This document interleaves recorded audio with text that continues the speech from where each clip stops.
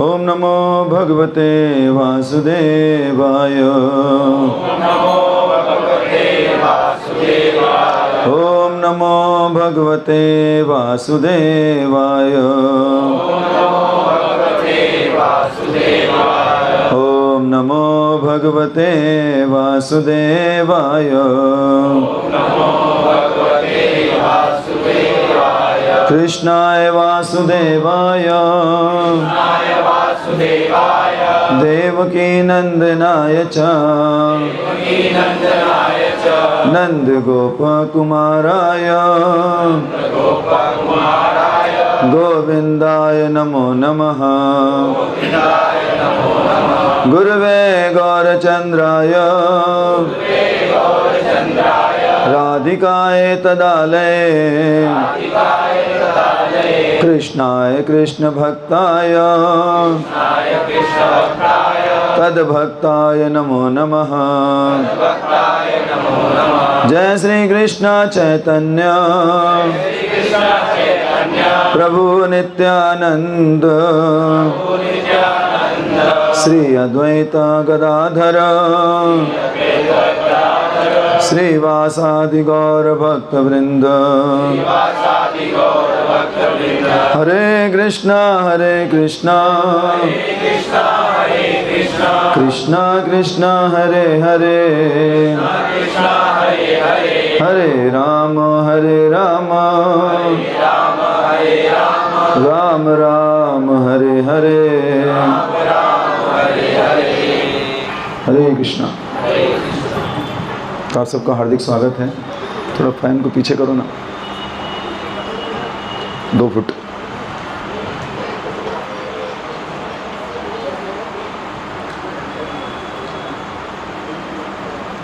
तो आज रविवार के इस कार्यक्रम में आप सभी का हार्दिक स्वागत है। लास्ट टाइम पे हम लोगों ने जगन्नाथ जी के बारे में सुना था। आज मैं सोच रहा था क्या सुनाऊं आप लोगों को। रास्ते में आ रहे थे तो एक कथा से स्मरण में आया, सोचा उसके बारे में बात करते हैं। एक बार की बात है, आप सबको पता होगा अगस्त मुनि के बारे में जानते हैं लोग? आप लोग अगस्त ऋषि जानते हैं? अगस्त ऋषि जो हैं, एक बार वो समुंदर पी गए थे। इतना उनका पेट में इतनी जगह है कि पूरा समुंदर पी गए थे एक बार। तो अगस्त मुनि के पास भगवान शिव और माता पार्वती कथा सुनने के लिए जाया करते थे। तो कथा सुनने जाते थे। एक बार होता है ना, माताओं में इच्छा होती कि कभी हमारे घर पे प्रभु जी आएँ, कुछ प्रसाद पाएँ आके। तो एक बार अगस्त ऋषि से शिव जी नहीं थे, थोड़ा दूरी पे थे। माता जी ने उनको अप्रोच किया अगस्त ऋषि से, और अगस्त ऋषि से बोला कि कृपया आप हमारे घर पे थोड़ा प्रसाद पाने के लिए आएँ। तो अगस्त ऋषि ने कहा ठीक है, नो प्रॉब्लम, आ जाएंगे। अब बाद में माता जी जब रिटर्न आ रही थी तो उन्होंने शिव जी को इन्फॉर्म किया कि ऐसा हुआ है, हमने अगस्त ऋषि को घर पे खाने के लिए आमंत्रण दे दिया है। जैसे ही शिव जी ने सुना, तुरंत शिव जी ने ब्रेक लगाया। बोला क्या बोला तुमने, किसको बुलाया? बोला अगस्त ऋषि को बुला लिया। बोले अरे तो पूछना चाहिए ना। बोले हर चीज़ में आपसे पूछ के करूँ क्या? अरे ब्राह्मण को खिलाना है, इसमें भी क्या पूछना है? तो अच्छी चीज़ है, इसमें क्या दिक्कत होनी चाहिए आपको? बोले ब्राह्मण खिलाओ कोई दिक्कत नहीं, पर आदमी तो देखो कौन है, अगस्त ऋषि को खिला नहीं पाओगे तुम। तो पार्वती जी ने कहा मेरा एक नाम है अन्नपूर्णा, तो मैं खिलाऊंगी, क्यों नहीं खिला पाऊंगी? मैं अन्नपूर्ण करती हूँ, 100% खिला लूँगी। बोले बहुत गलत किया, पछताओगी।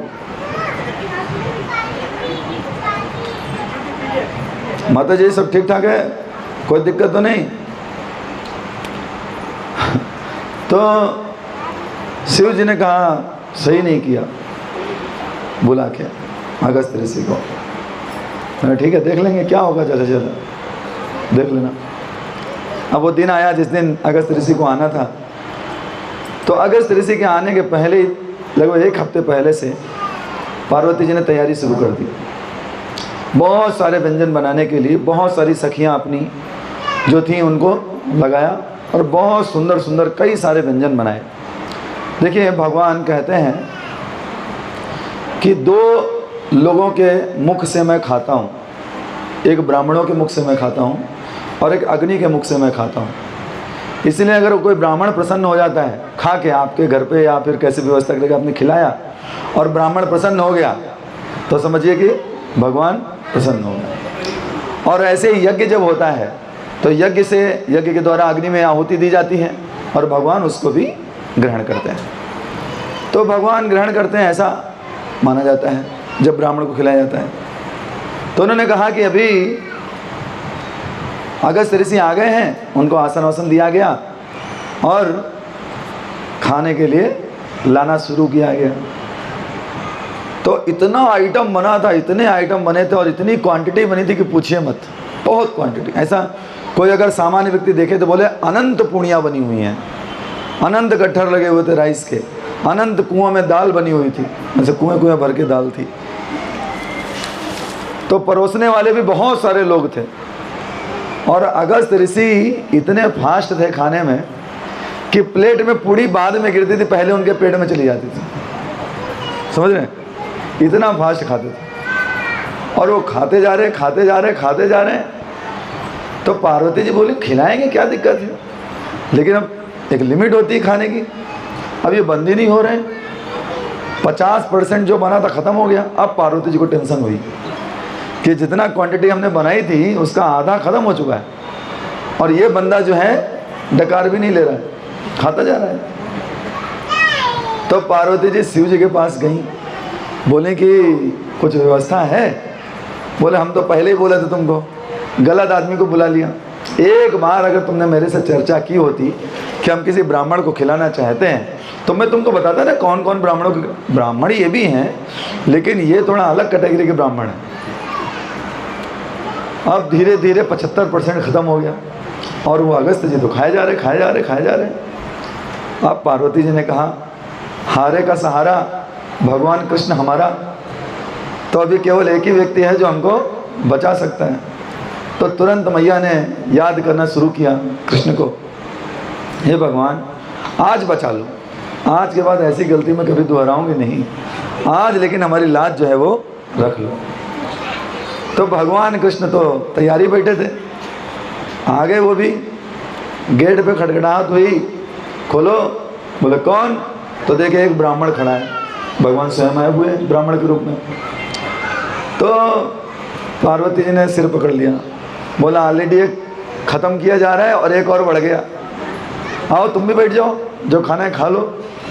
अब भगवान को फ़ोन किया, वो तो आए नहीं अभी तक, तो उनको भी बैठा दिया गया।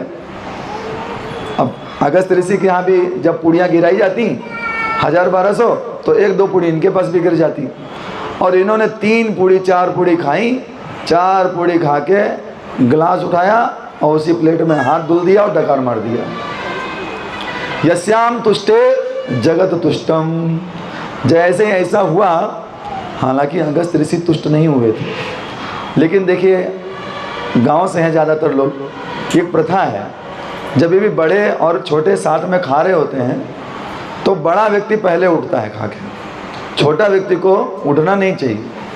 क्या होता है, अगर छोटा व्यक्ति उठ गया तो खाना जो है वो दूषित माना जाता है, वो खाना भी दूषित हो गया, जूठा हो गया, ऐसा माना जाता है। तो इन्होंने क्या किया, उस खाने को दूषित कर दिया अभी पूरा खाना। तो अगस्त ऋषि बेचारे क्या करते हैं, उनको भी हार मान के उठना पड़ गया। अगस्त ऋषि ने पहले बोला आप हो कौन, पहले बताओ मेरे को। तो भगवान ने अपना रूप दिखाया, अगस्त ऋषि चरणों में गिरे।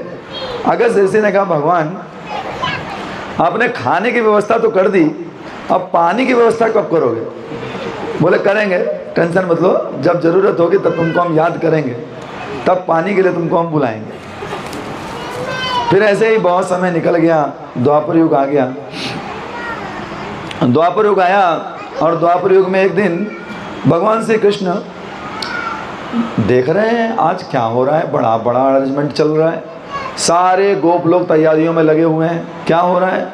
बोले एक बड़ा यज्ञ होने वाला है। कब है? बोले दिवाली के अगले दिन करेंगे। बोले अच्छा इसमें क्या है? बोले बहुत सारा भोग लगता है। किसको लगता है? बोले देवताओं को लगता है, खास करके इंद्र जी की पूजा की जाती है। उन्होंने कहा अच्छा। अब उन्होंने प्रश्न पूछना शुरू कर दिया पिताजी से, इंद्र की पूजा क्यों करते हैं? तो नंद जी ने बताया कि भाई इंद्र की पूजा इसलिए की जाती है क्योंकि इंद्र हमको बारिश देते हैं। तो उन्होंने कहा तो इंद्र की तो ड्यूटी है, इंद्र का कर्तव्य है बारिश देना, उसमें हमारे ऊपर कोई एहसान थोड़ी करते हैं, उनका काम ही यही दिया गया है ना, तो वो कर रहे हैं, उसमें क्या बड़ी बात होगी। बोले फिर भी हमारा धर्म बनता है कि हम उनको भोग अर्पित करें, यज्ञ करें उनके लिए। भगवान ने कहा गलत, जो वास्तव में देने वाला है उसके लिए यज्ञ करो, जो उनको प्रोवाइड कर रहा है। इंद्र अपने घर से थोड़ी बारिश लेके आ रहे हैं, उनको कौन प्रोवाइड कर रहा है बारिश, उसकी पूजा करो। तो नंद बाबा ने कहा मुझे तो कुछ समझ में नहीं, तुम क्या बोल रहे हो?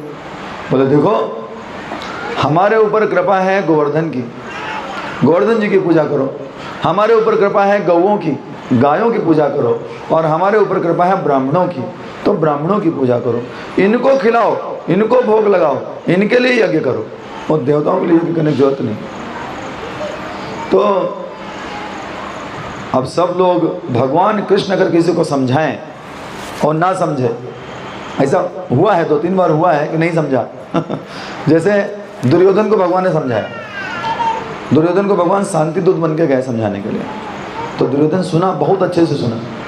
बाद में क्या बोलता है, कृष्ण तुमने इतनी अच्छी बातें बोली है ना, मुझे बहुत अच्छी लग रही, और तुम्हारी बातें सारी सही हैं कि युद्ध नहीं करना चाहिए, लेकिन इधर कोई अंदर से मेरे को मना कर रहा है, कह रहा है इसकी बात मत मानो। अब अंदर कौन बैठा है? अंदर भी वही बैठे हैं, अब वो चाह रहे हैं कि युद्ध हो, तो सामने आके वो एक्टिंग कर रहे हैं कि युद्ध मत करो, लेकिन अंदर से वो चाह रहे हैं कि यज्ञ युद्ध हो, तो इसलिए युद्ध हुआ।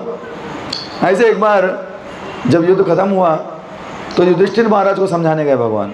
युधिष्ठिर महाराज बहुत दुखी थे, मेरे कारण इतना बड़ा सब इतने सारे लोग मारे गए। तो भगवान समझा रहे, युधिष्ठिर महाराज समझ ही नहीं रहे, क्योंकि भगवान चाहते थे कि ये भीष्म पितामह से समझे, क्योंकि भीष्म पितामह भक्त हैं करके किसी को पता नहीं था, इतने बड़े भक्त हैं भीष्म पितामह। तो उन्होंने कहा भीष्म पितामह अभी सरसैया पे लेटे हुए हैं, और उनको जब ये प्रवचन देंगे, भीष्म पितामह प्रवचन जब युधिष्ठिर महाराज को देंगे, तब युधिष्ठिर महाराज समझ जाएंगे। समझा भगवान भी सकते थे, लेकिन भगवान चाहते थे कि भक्त की महिमा हो, तो इसलिए उन्होंने ऐसी व्यवस्था किया। तो जब नंद बाबा को और उपनंद इत्यादि अन्य जो गोप थे, उनको जब भगवान ने समझाया तो सब समझ गए। बोले हमें कुछ समझ में तो नहीं आया, क्योंकि तुम बहुत टेक्निकल वर्ड्स यूज कर रहे हो, लेकिन इतना समझ में आ गया कि मुझे क्या करना है, हम लोगों को गोवर्धन की पूजा करनी है, गायों की पूजा करनी है, और ब्राह्मणों की पूजा करनी है। तो बोले तो क्या करें?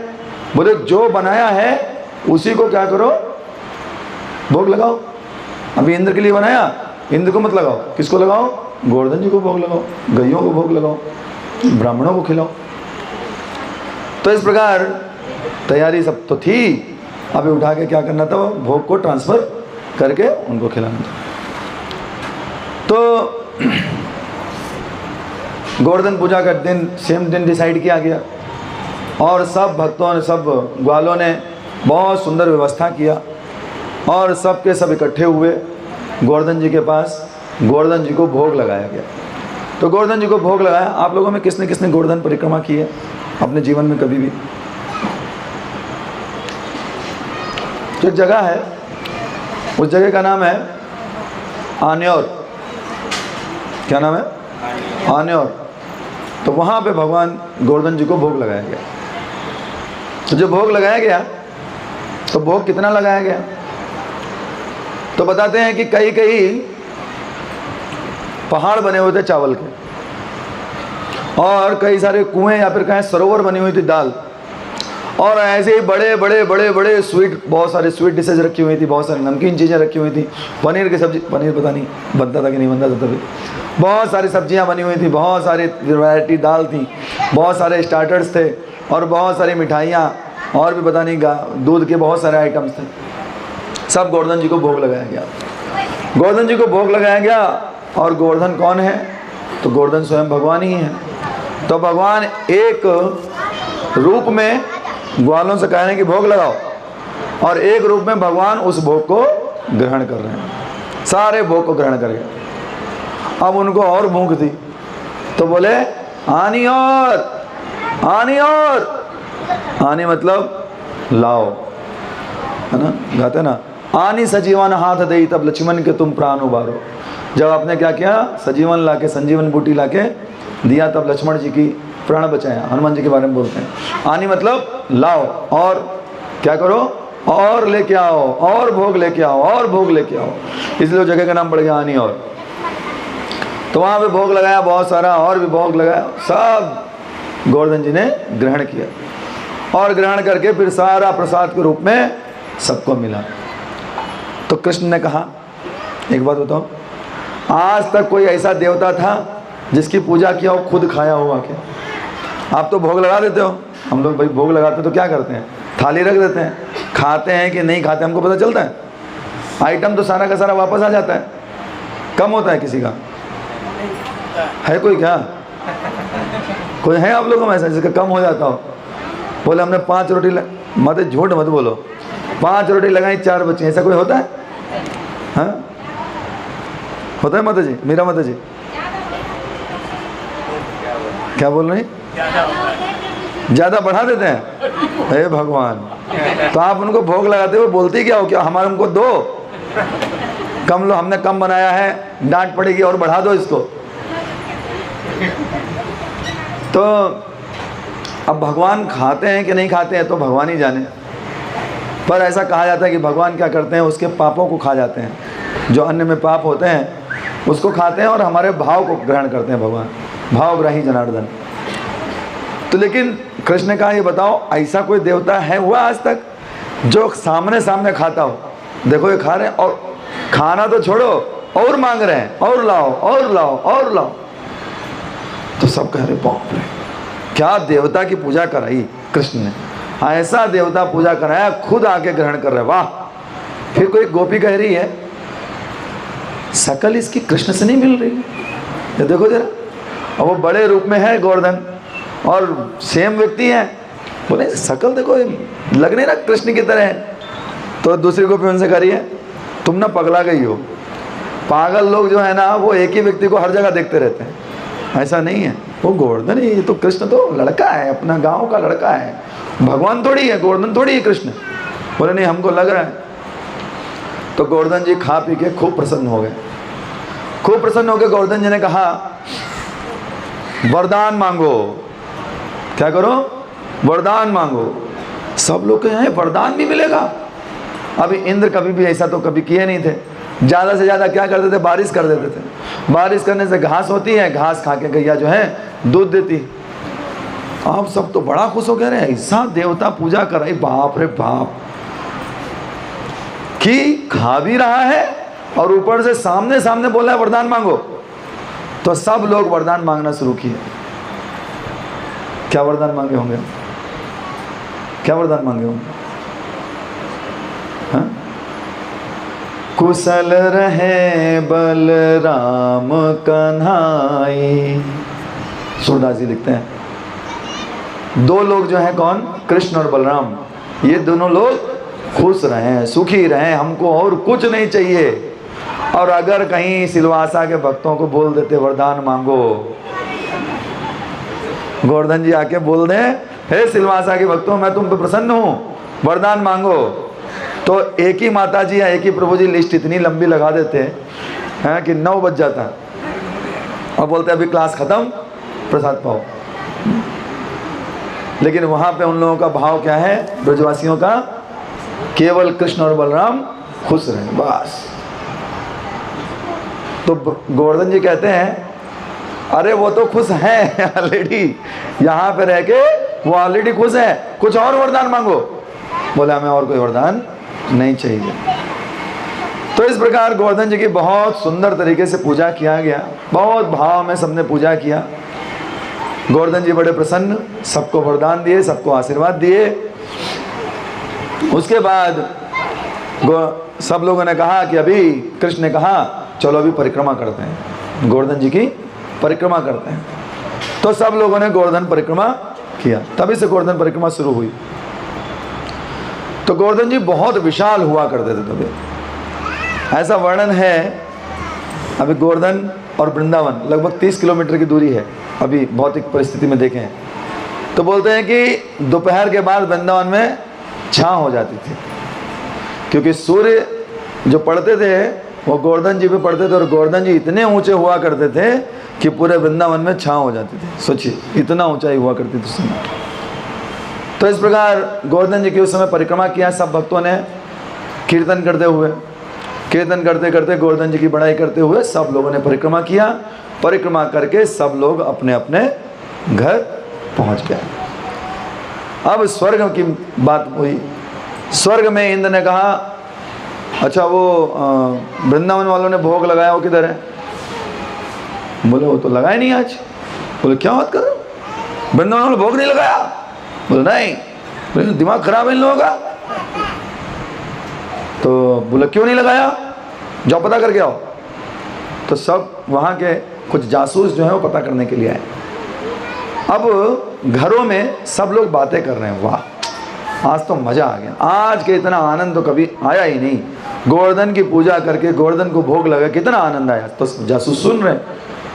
तो एक बोल रही, बताओ कृष्ण ने कितना बड़ा उपकार हमारे ऊपर किया।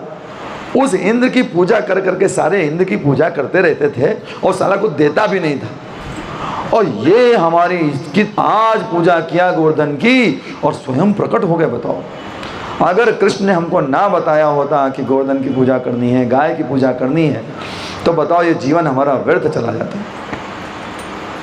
अब ये लोग सुनने की इंद्र को गाली दे रहे हैं लोग, अभी तक तो पूजा करते थे, अभी बोले सारा। तो सब लोग जाके इंद्र को बताएं कि वहाँ एक लड़का है, ग्वाला है कृष्ण, और वो कृष्ण जो है उसने पूजा ऐसी करवा दी है कि सबको बोल दिया कि गोवर्धन की पूजा करो। इंद्र को तो ऐसा गुस्सा आया, ऐसा गुस्सा आया कि पूछो मत। अब देखिए, इंद्र कोई और नहीं है। कुछ समय पहले जब भगवान कृष्ण माता देवकी के गर्भ में थे तो हाथ जोड़ के स्तुति कर रहे थे, भगवान जल्दी आओ, भगवान जल्दी आओ, जल्दी आओ। और अभी 6-7 साल में भूल गए। तो भगवान की ही इच्छा है, भगवान की ही लीला है, उसके अंतर्गत ऐसा हुआ। इंद्र भूल गए। इंद्र बोले कौन है ये कृष्ण, कैसा तो टेढ़ा नाम है, इसने ऐसा कैसे कर दिया। चलो, संवर्धक एक ऐसे बादल होते हैं जो प्रलय के समय बारिश करते हैं। उन बादलों को बांध के रखा जाता है जंजीरों से। तो उन्होंने ऑर्डर किया, जाओ संवर्तकों को खोल दो और जाके वो ब्रज में बारिश करेंगे। लेकिन इंद्र इतने डरपोक थे, मथुरा में बारिश नहीं करवाए।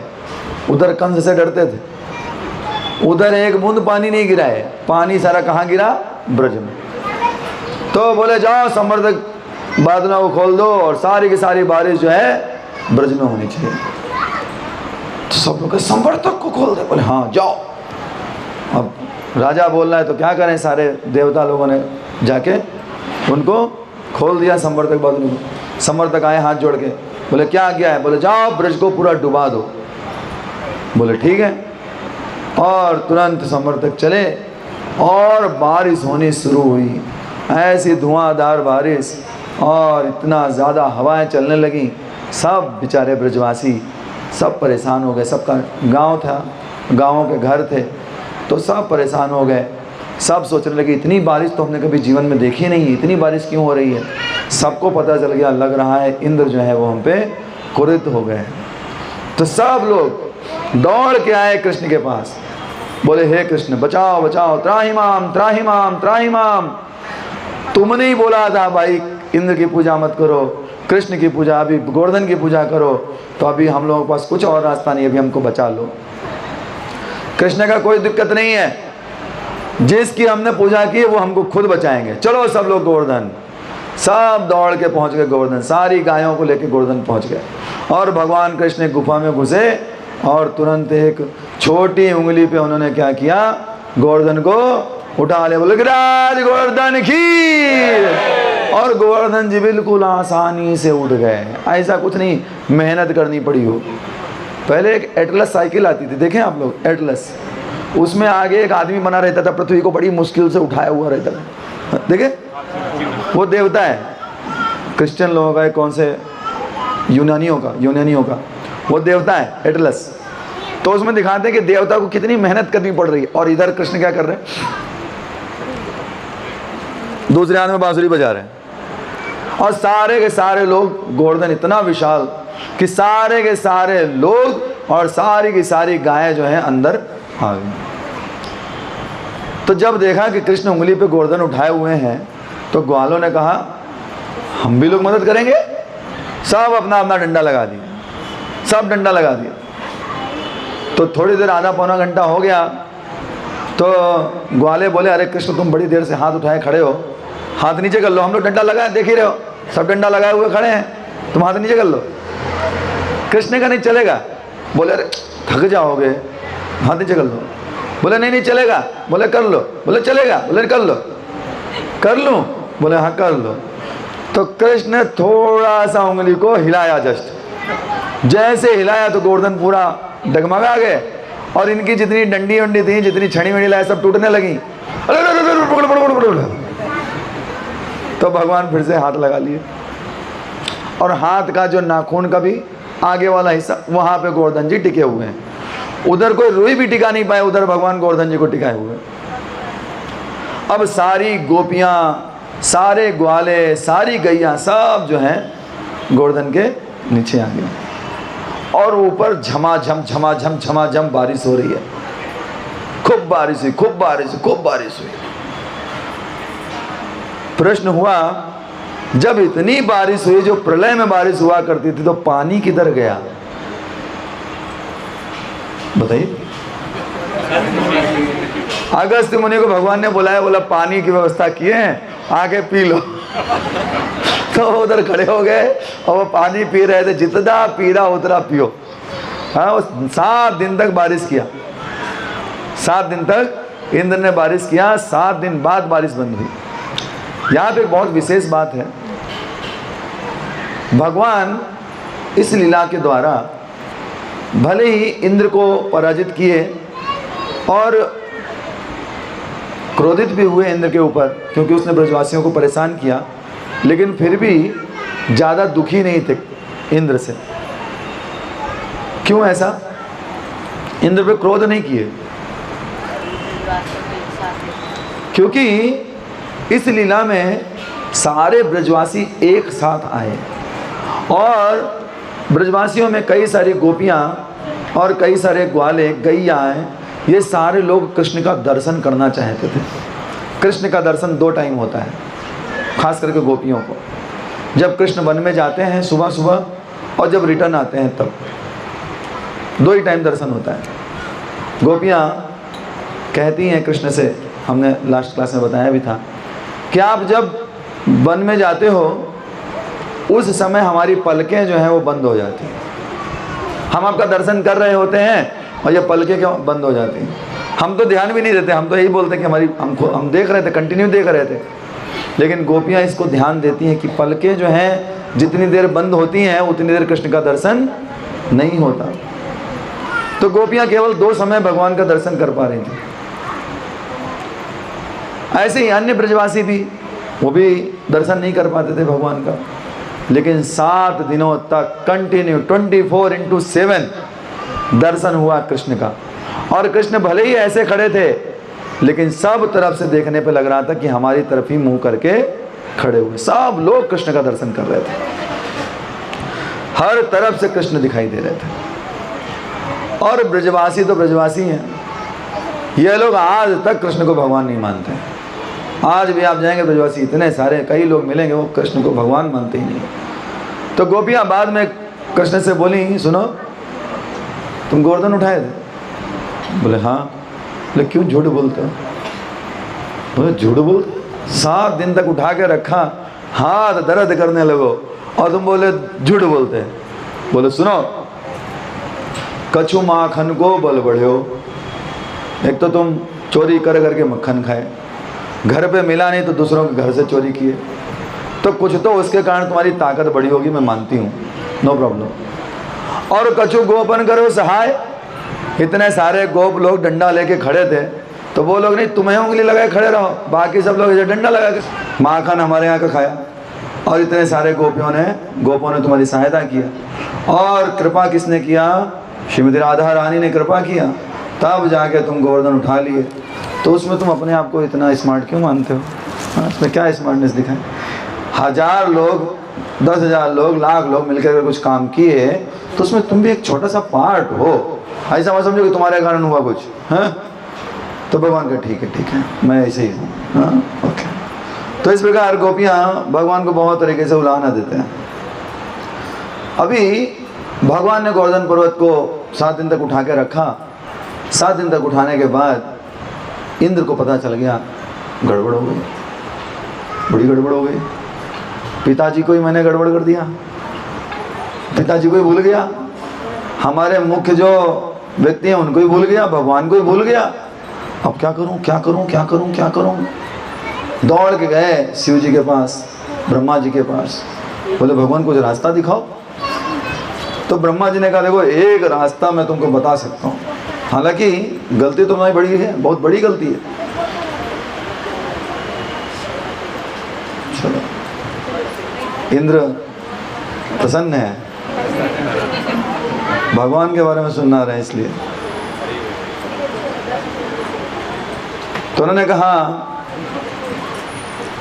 ब्रह्मा जी ने कहा देखो भगवान को गाय बहुत प्रिय है, चलिए आप लोग जल्दी से बैठ जाइए, जल्दी से बैठ जाइए, आगे आ जाइए, शर्माइए मत। जमीन में भी बैठा जा सकता है अगर मेरी तरह नहीं है तो।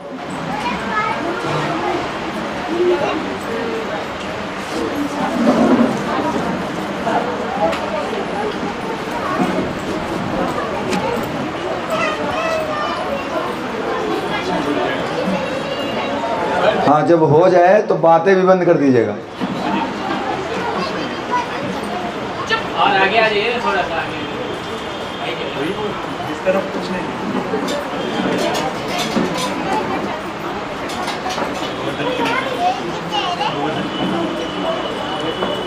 इधर मथुरा होगा। हो गया, बातें हो गई। तो इस प्रकार गोपियों ब्रह्मा जी ने कहा एक रास्ता बताता हूँ तुमको, क्या करना है।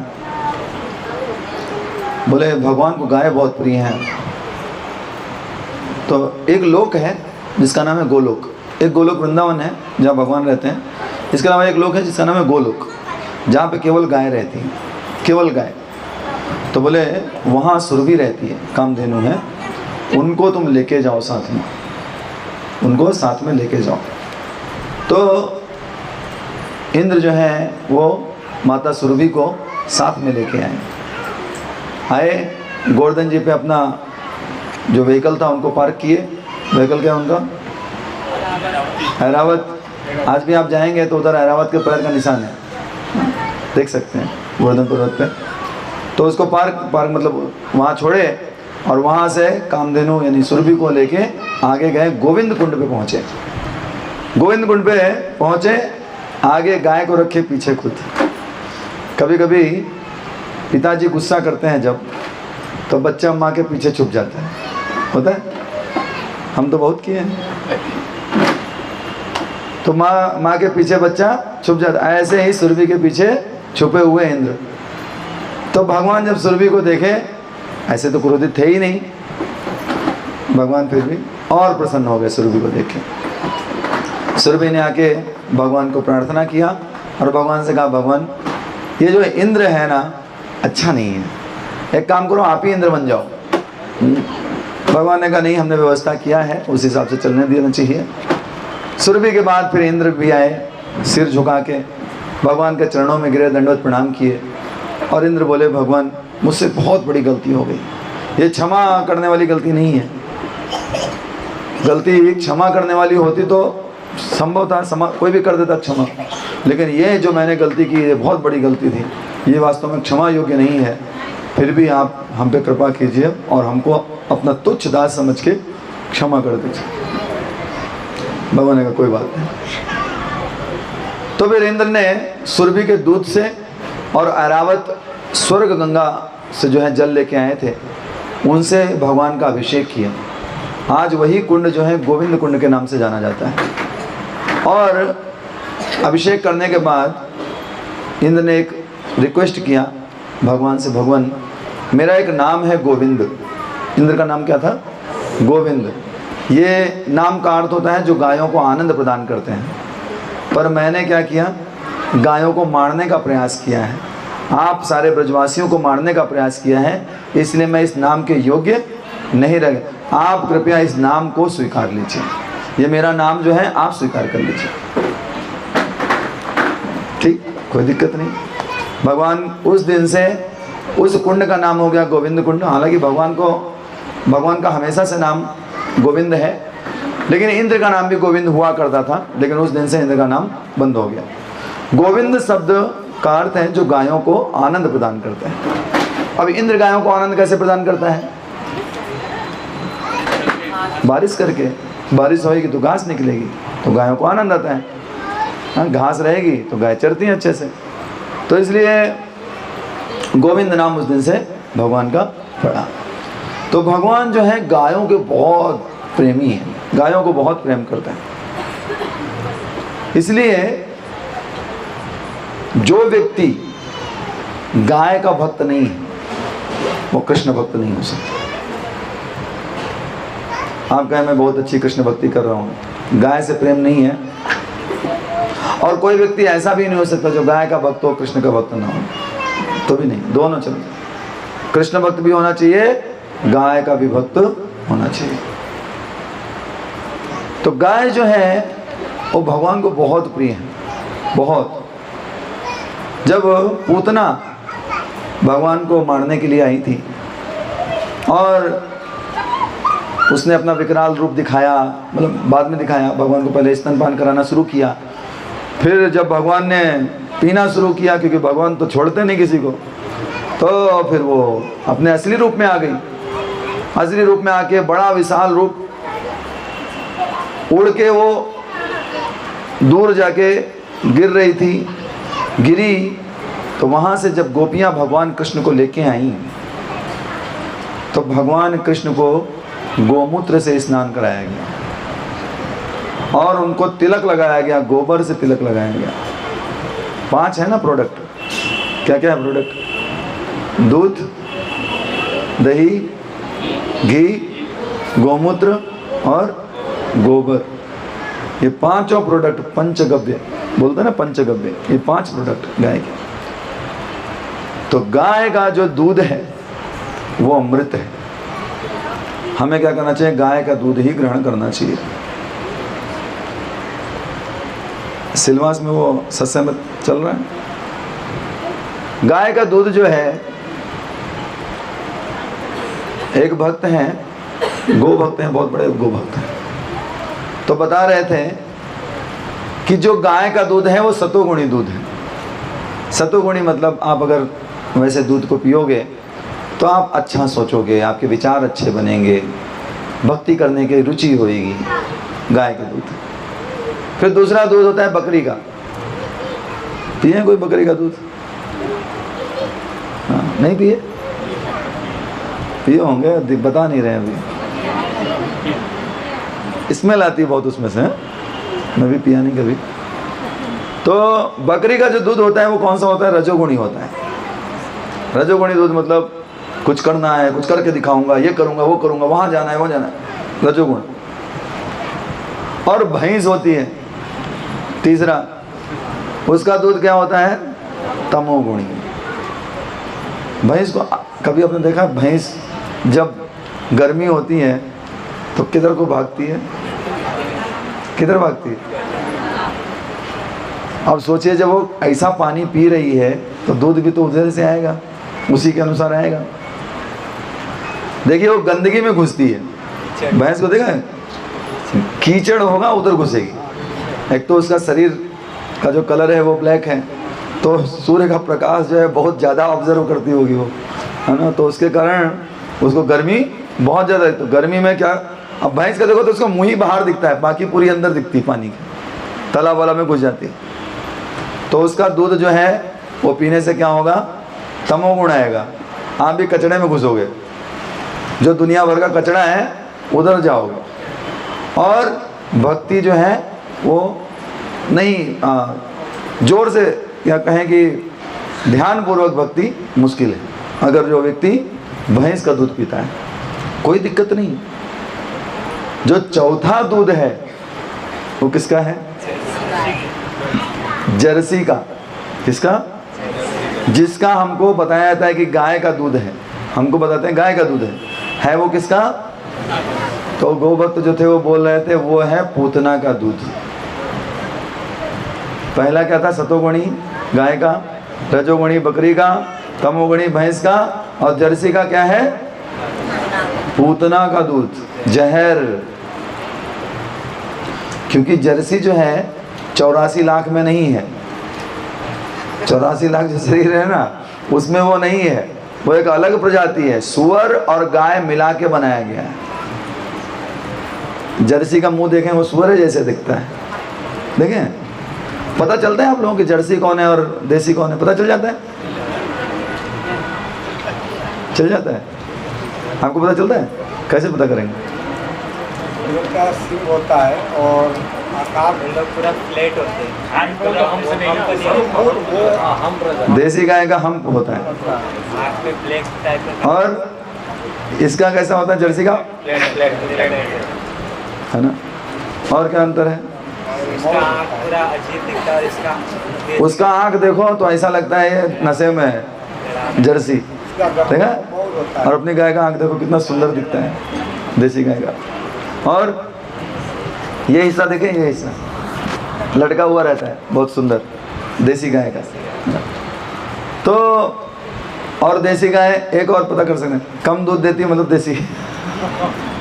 कलयुग में गाय कम दूध दे रही है। ये सही कारण नहीं है। गिर गाय 10 लीटर 12 लीटर भी दूध देती हैं।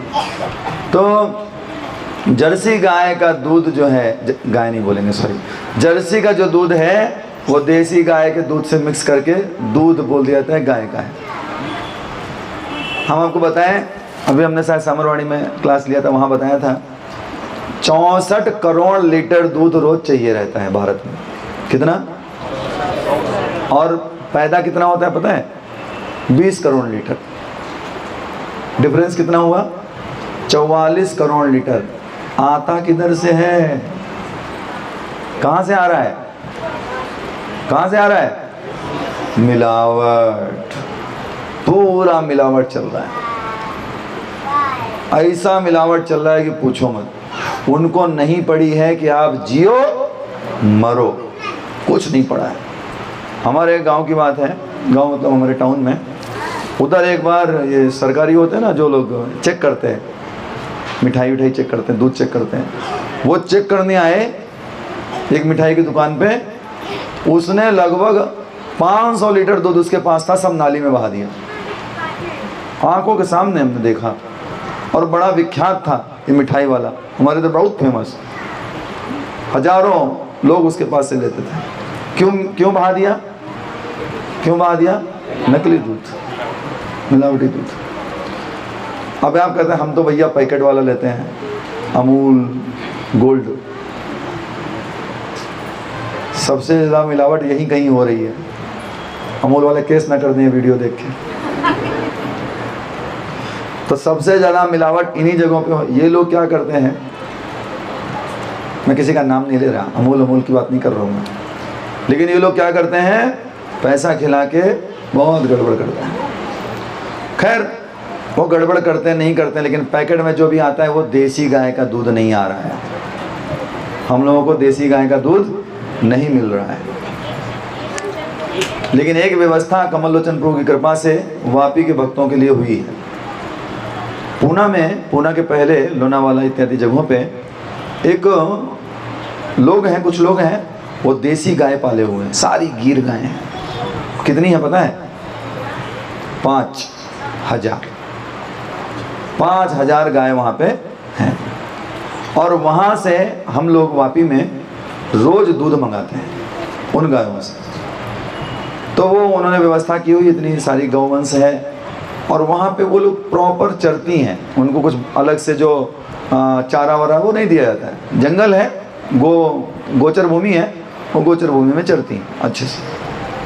और वो जो दूध आता है उसको हम लोग उधर ही वो पैकेट में बना देते हैं और वो हमको पैकेट सप्लाई करते हैं।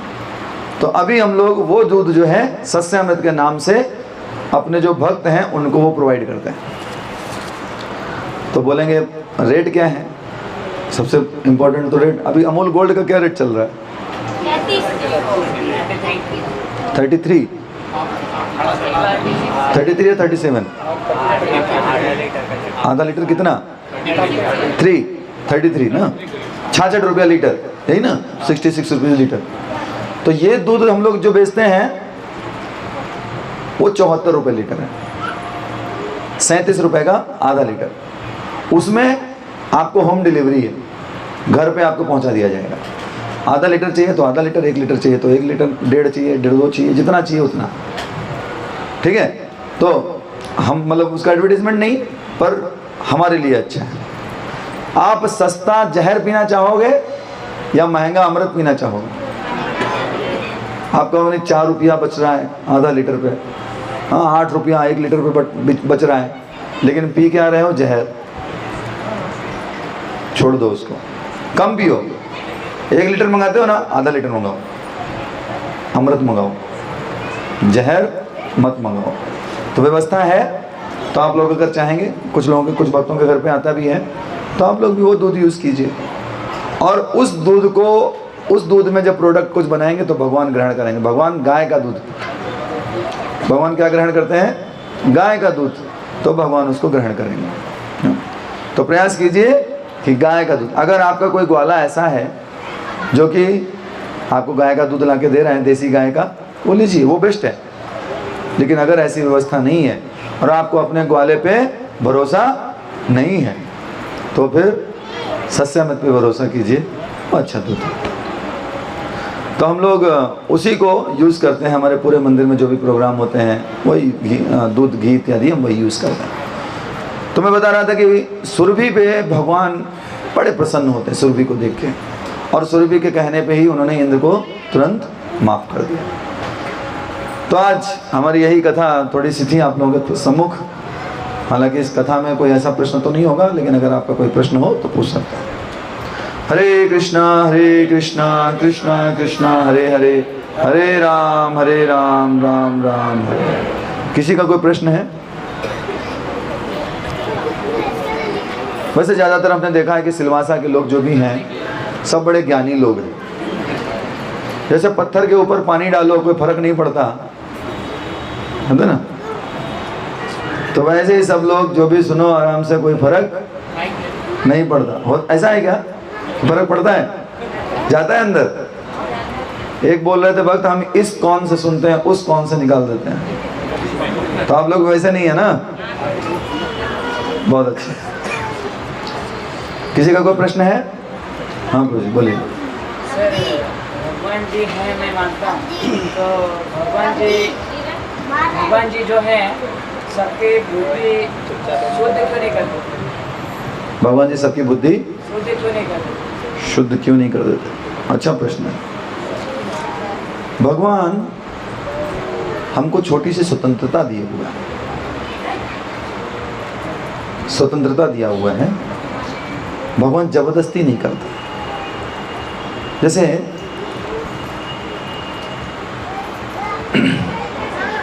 कोई भी कर्म है, जैसे मान लीजिए यहाँ पे आना है, आप घर में बैठे हैं, आज सिलवास के सेंटर में प्रोग्राम है, 7:30 बजे से 7 बजे से आरती होती है, चलना है कि नहीं चलना है, किसके ऊपर डिपेंड करता है? आपके ऊपर। भगवान ज़बरदस्ती नहीं करेंगे।